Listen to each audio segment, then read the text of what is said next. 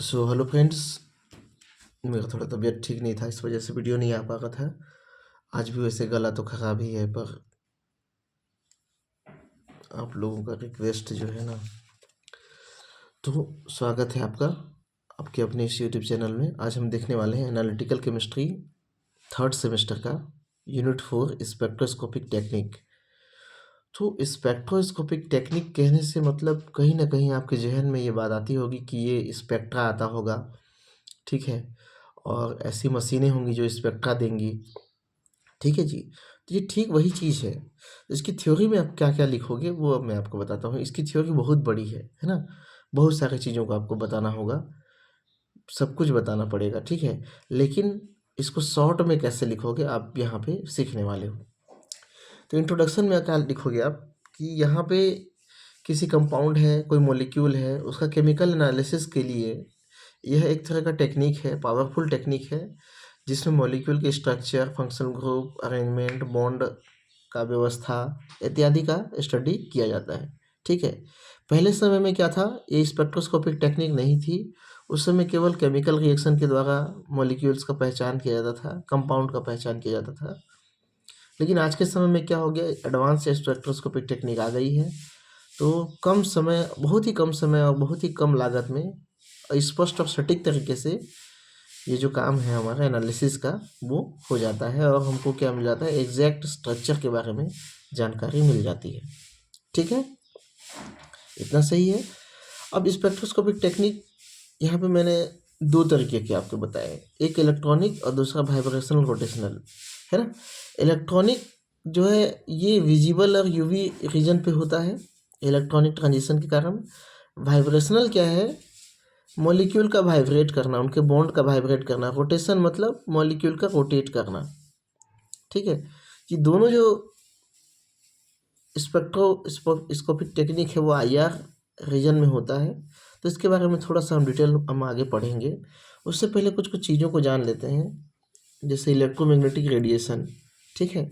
Electromagnetic radiation, अच्छा, ये spectroscopic जो हमको है वो हमको मिलता क्यों है, क्योंकि लाइट का या इलेक्ट्रोमैग्नेटिक रेडिएशन का मैटर के साथ में इंटरेक्शन होता है।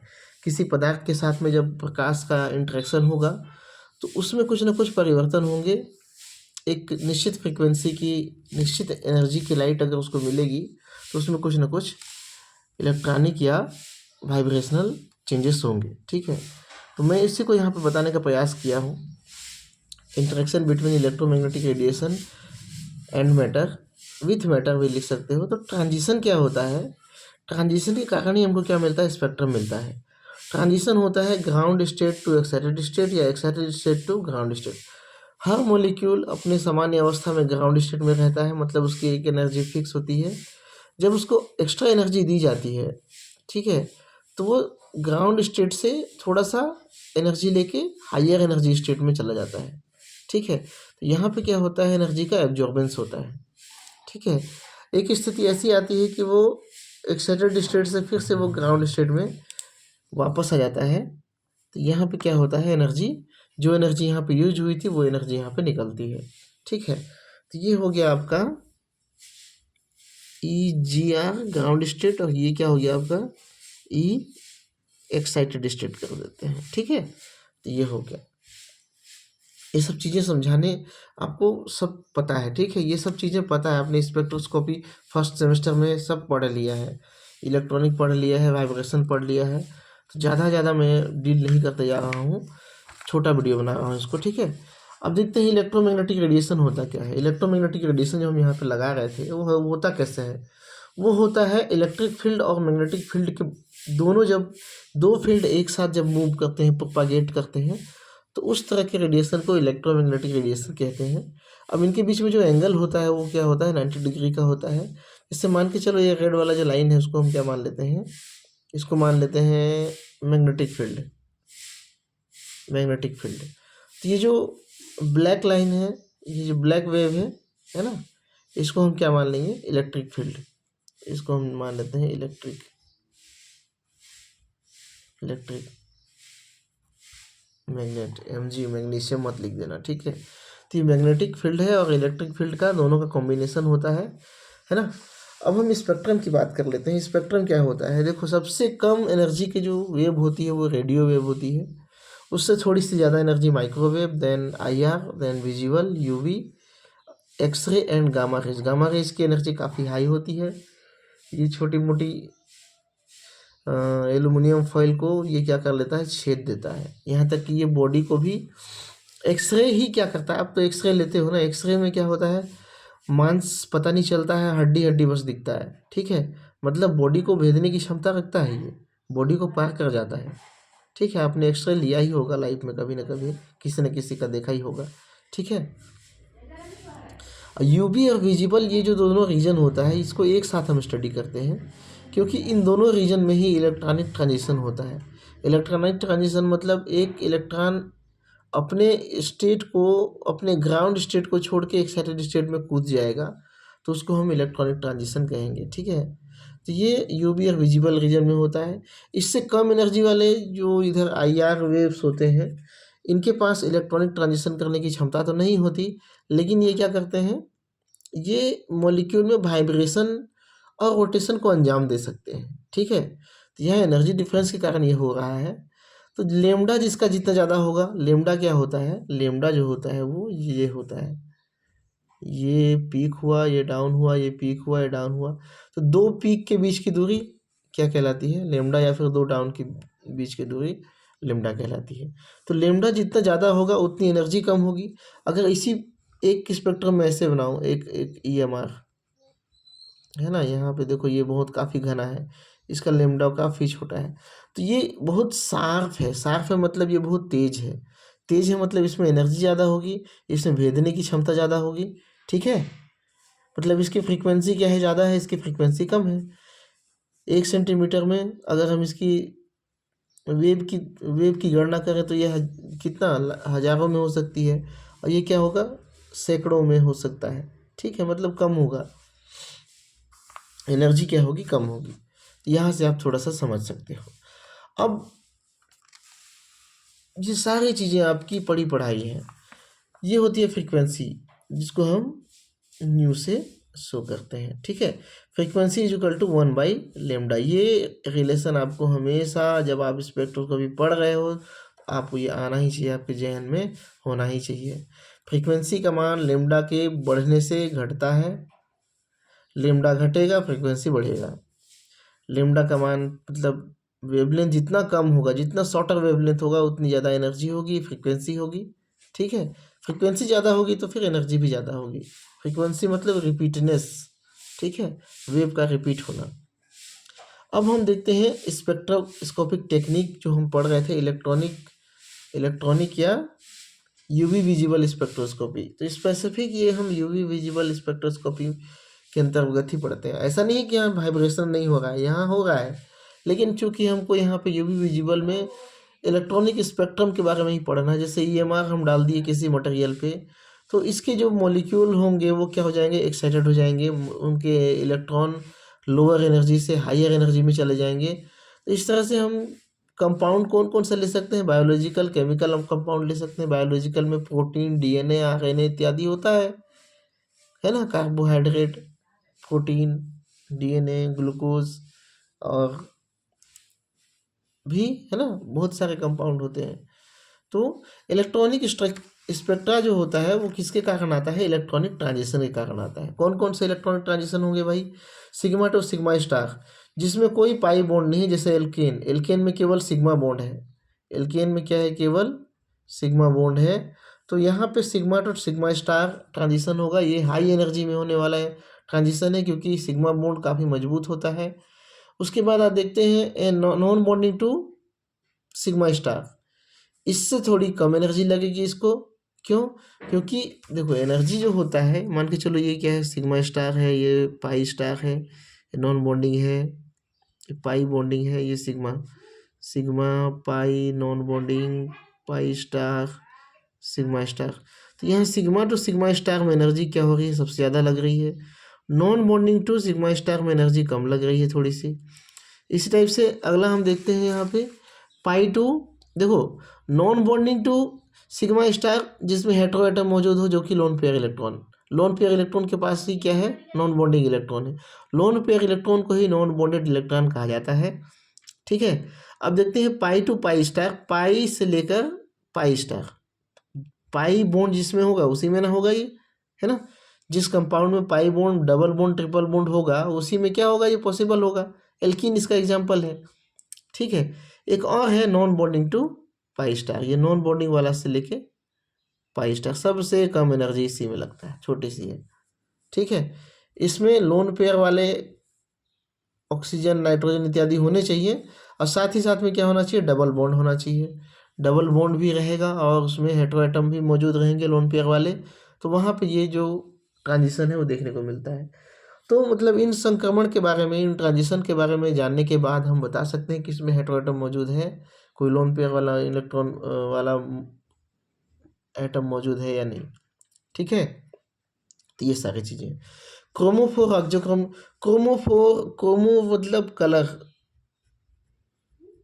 कलर डेवलप करने वाला। कुछ ऐसे फंक्शनल ग्रुप होते हैं जैसे NH2OH इत्यादि, है ना। तो ये क्या करते हैं, कलर, नाइट्रो ग्रुप NO2, है ना, येलो कलर डेवलप कर देगा ये। ठीक है, तो किसी कंपाउंड में यदि येलो कलर आ रहा है तो समझ लो कि उसमें नाइट्रो ग्रुप मौजूद होगा। और ऑक्सोक्रोम क्या हो करते हैं, इस कलर, इसके कलर को बढ़ा या घटा देते हैं। ऑक्सोक्रोम तो जनरली बढ़ाने का काम करते हैं ऐसा माना जाता है, लेकिन ये क्या करते हैं, बढ़ा या घटा देते हैं, दोनों काम करते हैं, ऐसा नहीं कि बढ़ाएंगे केवल। पर लगता ऐसे है कि ऑक्सोक्रोम मतलब जो उसके कलर की इंटेंसिटी को बढ़ा दे। जैसे हम ई मैक्स इंटेंसिटी लिए हैं, तो ये मान के चलो हमको एक पीक मिला, किसी कंपाउंड का ये पीक मिला। ठीक है, तो हमको पीक यहाँ मिल रहा है, अगर उसमें क्रोमोफोर लगा हुआ तो कलर भी दिखेगा। ऑक्सोक्रोम होगा, ऑक्सोक्रोम होगा तो क्या कर देगा, मान के चलो बेथोक्रोमिक शिफ्ट कर दिया, मतलब ये वाला जो पीक है वो यहाँ आ गया, तो हमको पीक यहाँ मिलेगा। ठीक है, दिख नहीं रहा है, यहाँ मिलेगा। पहले पीक कहाँ था, यहाँ था, अब हमको क्या मिलेगा, यहाँ मिलेगा, इस जगह पर मिलेगा। मतलब ये क्या कर रहा है, लाइट के पीक एरिया को बढ़ा दे रहा है। उसी तरफ से ऐसे अगर मान के चलो ब्लू शिफ्ट कहें, ब्लू शिफ्ट करें तो ये हिप्सोक्रोमिक शिफ्ट होगा, मतलब ये शॉर्टर वेवलेंथ की तरफ जो है, ये रेड शिफ्ट क्या है, हायर वेवलेंथ की तरफ। इधर शॉर्टर वेवलेंथ की तरफ यदि शिफ्ट कर देता है इसको इधर, तो क्या कर देंगे, उसको हिप्सोक्रोमिक शिफ्ट कहेंगे। हाइपरक्रोमिक और हाइपोक्रोमिक क्या होता है, हाइपरक्रोमिक क्या होता है, इसकी इंटेंसिटी को बढ़ा देना, इसकी ऊंचाई को बढ़ा देना। और हिप्सोक्रोमिक क्या होता है, हाइपोक्रोमिक, वो इसकी इंटेंसिटी को घटा देना। तो ये सारे काम कौन करता है, क्रोमोफोर ऑक्सोक्रोम करता है, ऑक्सोक्रोम करता है। ठीक है, ये तो हो गई हमारे इलेक्ट्रॉनिक स्पेक्ट्रा की बात। इलेक्ट्रॉनिक स्पेक्ट्रम में ही कलर दिखता है, बाकी दूसरे स्पेक्ट्रम में कलर का कोई कॉन्सेप्ट नहीं है वाइब्रेशन में। ठीक है, तो लास्ट हम देख लेते हैं वाइब्रेशनल स्पेक्ट्रोस्कोपी। ठीक है, वो कैसे होता है, ये यूवी विजिबल रीजन में हमने देखा था इलेक्ट्रॉनिक संक्रमण हो रहा था। ठीक है, लेकिन यहाँ पे क्या होता है, चूंकि इनकी एनर्जी कम होती है, यहाँ पे मॉलिक्यूल में केवल और केवल वाइब्रेशन और रोटेशन ही पॉसिबल हो पाते हैं, है ना। वाइब्रेशनल रोटेशन कैसे, वाइब्रेशनल रोटेशन जब मॉलिक्यूल के बॉन्ड स्ट्रेचमेंट होने लगेंगे, जैसे CO, ये बॉन्ड लेंथ इधर बढ़ने लगेगा, इधर बढ़ने लगेगा, या फिर घटने लगेगा, या घटने लगेगा, तो इस तरह से स्थिति आती है स्ट्रेचिंग बेंडिंग, या फिर ये इधर नीचे की ओर आ जाए, ये ऊपर चले जाए, या ये भी नीचे आ जाए। तो बॉन्ड्स के मूवमेंट और रोटेशन क्या होता है, ये पूरा घूमने लगेंगे। ठीक है, मॉलिक्यूल घूमने लगेंगे, तो उसको रोटेशन कहते हैं। तो यहाँ पर जनरली हम देखेंगे वाइब्रेशन मोड। तो वाइब्रेशन मोड में आपको बता दूँ, ये सब पढ़ा हुआ है आपका, मैंने डिटेल वीडियो बनाया हुआ है इसके बारे में, मोड ऑफ वाइब्रेशन करके। ठीक है, stretching mode of vibration, stretching मतलब बॉन्ड के लंबाई में स्ट्रेच होना, जैसे स्प्रिंग को खींचोगे तो लंबा हो जाता है ना, उस तरह से। सिमेट्रिक, मान के चलो यहाँ पे इस तरह से कोई मॉलिक्यूल है, इसका बॉन्ड एंगल सेम रहेगा, बॉन्ड एंगल में कोई परिवर्तन नहीं होगा, ये अपनी लंबाई बढ़ा दे रहा है और एक समान रूप से बढ़ा रहा है, तो उसको सिमेट्रिक कहेंगे। लेकिन अगर एक बढ़ा रहा है और एक घटा रहा है, तो उस कंडीशन में क्या कहेंगे, उसको एसिमेट्रिक कहेंगे। समझ में आ रहा है, कोई दिक्कत नहीं। बेंडिंग क्या होता है? बेंडिंग मतलब बॉन्ड एंगल चेंज हो जाना, बॉन्ड एंगल में यहाँ पे चेंजेस होगा, ठीक है, बॉन्ड एंगल फिक्स नहीं रहेगा, चेंज होगा। तो कैंची के समान, अगर कैंची क्या करती है, कैंची ऐसे, है ना, एक दूसरे के नज़दीक आती है, दूर जाती है, इस तरह से अगर कोई वाइब्रेशन होता है तो उसको हम क्या कहेंगे? सीजरिंग कहेंगे। रॉकिंग क्या हो गया? Same side. सेम साइड कहने का मतलब ये इधर जा रहा है तो ये भी इधर जा रहा है, इस टाइप से, है ना, ये फिक्स रह रहा है, ठीक है, उसको रॉकिंग कहेंगे, झूले के समान। फिर जब ये इधर जाएगा तो ये भी इधर जाएगा, सेम साइड, ठीक है, झूले के समान झूल रहा है, झूल रहा है, झूल रहा है, झूल रहा है, ठीक है। और मतलब सेम साइड अगर मूव करता है तो झूला तो ये वाला है, ठीक है। वेगिंग, वेगिंग क्या होगा? वेगिंग में जैसे ये हो गया हमारा फिक्स, अब ये सामने पॉजिटिव पॉजिटिव कहने का मतलब हमारी ओर, दोनों ही एटम हमारी ओर अगर आ रहे हैं या हमसे दूर जा रहे हैं तो उसको हम क्या कहेंगे? वेगिंग कहेंगे। ट्विस्टिंग क्या कहेंगे? अब देखो यहाँ पे एक पॉजिटिव है और एक नेगेटिव है, मतलब एक हमारी ओर आ रहा है और एक हमसे दूर जा रहा है, ये इधर गया, ये इधर पीछे गया, ठीक है, तो इसको हम क्या कहेंगे? ट्विस्टिंग। एक चीज़ बहुत इंपॉर्टेंट थ्योरी आती है यहाँ पे, पूरा स्पेक्ट्रोस्कोपी का जो प्रिंसिपल है वो इसी पे आधारित है, Lambert and Beer's law. Lambert and Beer law ने क्या बताया? लैम्बर्ट एंड बियर दोनों साइंटिस्ट थे, उन्होंने ने क्या बताया? लैम्बर्ट ने बताया कि इसके लेंथ पे अगर परिवर्तन करें, जैसे यहाँ पे हम इलेक्ट्रोमैग्नेटिक रेडिएशन डालते हैं, इलेक्ट्रोमैग्नेटिक रेडिएशन डालते हैं, तो यहाँ पे इसकी मोटाई बढ़ा दें, मान के चलो इसको यहाँ से यहाँ तक कर दें, सपोज दैट यहाँ भी ये आ जाएगा, तो लंबाई बढ़ाएंगे तो एब्जॉर्बेंस बढ़ेगा, तो जाहिर सी बात है, बहुत ही कॉमन सेंस की बात है, पर ये उन्होंने बताया, है ना। आज हम कॉमन सेंस लगा लेते हैं, पढ़ लेते हैं, इतना हमारा माइंड जो है डेवलप हो चुका है, इसलिए, ठीक है। तो ये हो गया, लेंथ बढ़ाएंगे तो क्या होगी? एब्जॉर्बेंस बढ़ेगी। दूसरे ने क्या कहा? कॉन्सेंट्रेशन बढ़ेगा, सांद्रता अगर हम यहाँ बढ़ा दें तो उसका एब्जॉर्बेंस बढ़ेगा, ठीक है। तो सीधा सीधा एब्जॉर्बेंस कब बढ़ेगा? एब्जॉर्बेंस सीधा सीधा डायरेक्टली प्रोपोर्शनल होता है कॉन्सेंट्रेशन के इनटू लेंथ के, लेंथ ऑफ सैंपल, ठीक है। तो हम क्या करते हैं, जो स्पेक्ट्रोस्कोपी में, जैसे फोटो स्पेक्ट्रोस्कोपी हो गया, मान के चलो यूवी विजिबल लैंप ले लेते हैं, तो वहाँ पे हम क्यूबेट लेते हैं। क्यूबेट जो होता है वो 1 सेंटीमीटर का होता है, 1 सेंटीमीटर, मतलब लेंथ इसका क्या हो गया? फिक्स हो गया। अब यहाँ पे कॉन्सेंट्रेशन आप निकाल सकते हो, आपको एब्जॉर्बेंस पता है, लेंथ पता है, तो आप कॉन्सेंट्रेशन निकाल सकते हो। यही काम करते हैं, है ना, यही काम ना करते हैं हमको एब्जॉर्बेंस पता है, हम मशीन बता देता है, लेंथ हमको पता है कि 1 सेंटीमीटर का क्यूबेट है, ठीक है, तो भाई हमारा कॉन्सेंट्रेशन कितना होगा हमको निकालना है, निकाल लेते हैं। ये छोटी सी काम को समझने में बरसों लग जाते हैं, ठीक है, बरसों लग जाते हैं इसको करने में, सीखने में। Without training you can not handle spectrophotometer, ठीक है। तो ये क्या है? ये सब चीज़ें हैं। अब बहुत ही इंटरेस्टिंग चीज़ें हैं, स्पेक्ट्रोस्कोपी बहुत ही मज़ेदार चीज़ होती है ना, क्योंकि इसमें जब आप करोगे ना, आपको कॉन्सेंट्रेशन पता चलेगा अननोन कंपाउंड का, तो आपको मज़ा आएगा। आप स्ट्रक्चर्स के बारे में बताओगे, आप कंपाउंड्स के बारे में बताओगे कि हाँ, ये मैं डिसाइड कर चुका हूँ कि ये कंपाउंड है, ये केमिकल है, ये जो एटम है, ये इस तरह के यहाँ पे हेटेरो एटम मौजूद है, तो अच्छा लगने लगेगा, ठीक है। तो इस वीडियो में बस इतना ही, ये था आपका थ्योरी पार्ट। अगला जो हम देखेंगे, instrumentation and application of x ray, है ना, इसमें emission, absorption, diffraction and fluorescence method इत्यादि देखने वाले हैं। तो इंस्ट्रूमेंटेशन देखेंगे नेक्स्ट वीडियो में, ठीक है। तब तक के लिए आप सभी का धन्यवाद। वीडियो पसंद आया हो तो लाइक कर दीजिए और दोस्तों के साथ शेयर कीजिए, चैनल को सब्सक्राइब कर लीजिए। धन्यवाद।